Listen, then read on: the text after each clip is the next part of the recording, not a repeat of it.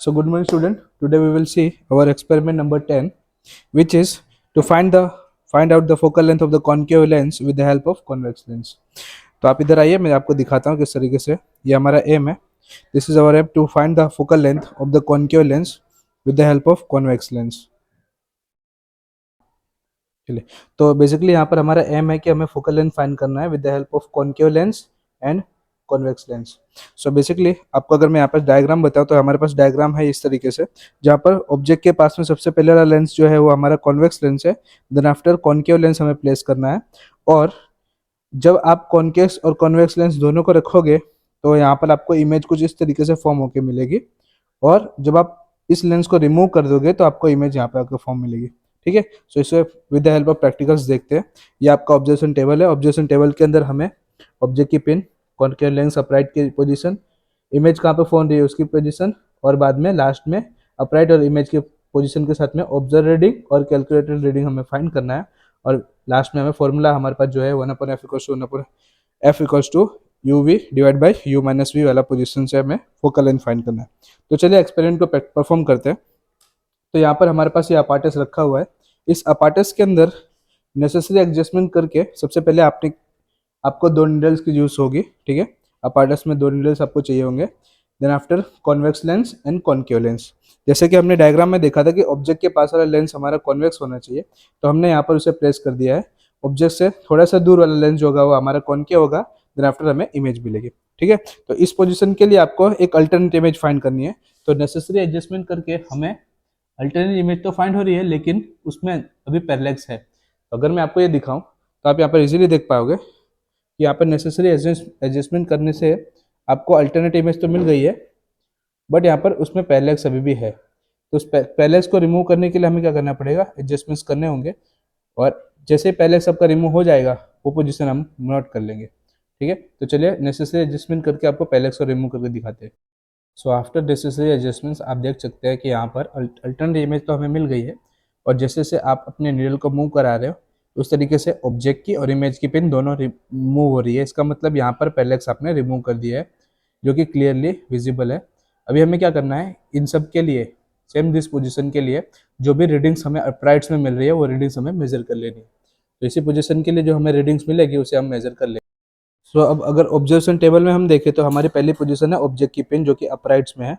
तो अपराइट्स को हमने जीरो पोजीशन पे रखा हुआ है, तो जीरो पोजीशन आपकी रीडिंग होगी, तो 0 सेंटीमीटर आपका ऑब्जेक्ट की पिन हो गई. सेम एज कॉन्वेक्स लेंस कहाँ पर रखा हुआ है अपराइट के अंदर, वो आपकी बी पोजीशन होगी. तो कॉन्वेक्स लेंस हमने यहाँ पर रखा है, जिसकी रीडिंग आपकी 32 रीडिंग्स होगी. तो कॉन्वेक्स लेंस के लिए आपकी रीडिंग हो जाएगी 32 सेंटीमीटर.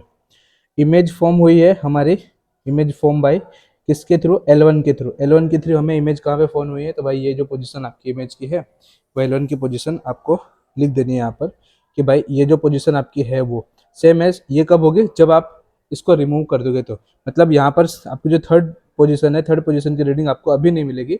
जब आप इसको रिमूव कर दोगे उसके बाद में आपको इमेज मिलेगी. फिर उसके बाद आगे का टर्म्स अगर हम देखें तो वो है concave lens L2 upright. Concave lens को हमने कहाँ पर रखा है, उसकी रीडिंग्स अगर हमने देखें तो यहाँ पे 56, 57, 58, 59, 59.3 के आसपास में रखा है. 59.5 है से 59.5 यहाँ पर हम लिख देंगे. 59.5 सेंटीमीटर ये आपकी रीडिंग हो जाएगी L2 लेंस के लिए. और image form by L1 and L2. So basically ये होगा लेंस 1. ये लेंस 2 के थ्रू जो इमेज हमें मिली है वो कहाँ पर मिल रही है, वो है आपकी 84.5 के पास में. तो यहाँ पर हम लिख देंगे 84.5. अभी हमें फाइंड क्या करना है, इमेज की रीडिंग किसके थ्रू, L1 के थ्रू. सो इस इमेज की रीडिंग को फाइंड करने के लिए हमें क्या करना होगा, इस लेंस को रिमूव कर देना होगा. सो हमें सबसे पहले इस लेंस को रिमूव करना होगा. तो हम इस लेंस को रिमूव कर देते हैं यहाँ पर.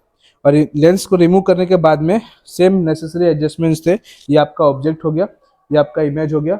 और इस ऑब्जेक्ट और इमेज के लिए हमें क्या करना होगा, रीडिंग्स को मेजर करना होगा. तो चलिए, या इस ऑब्जेक्ट के थ्रू हम यहाँ पर इसकी अल्टरनेट इमेज को फॉर्म करते हैं. जिस भी पोजीशन पे आपको याद ये रखना है स्टूडेंट्स कि जो हमने पहले रीडिंग्स ले ली है इन दोनों के लिए वो चेंज नहीं होनी चाहिए. हमें इन दोनों को टच नहीं करना है, हमें सिर्फ इमेज को टच करके उसकी इमेज को फाइंड करना है. पहले रिमूव करके इमेज को फाइंड करना है.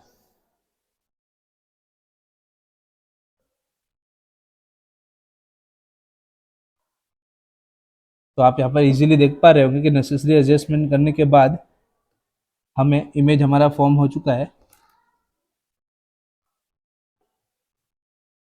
जिसमें कुछ भी पैरेलैक्स नहीं है, आप इजीली उसको विजिबल कर सकते हो।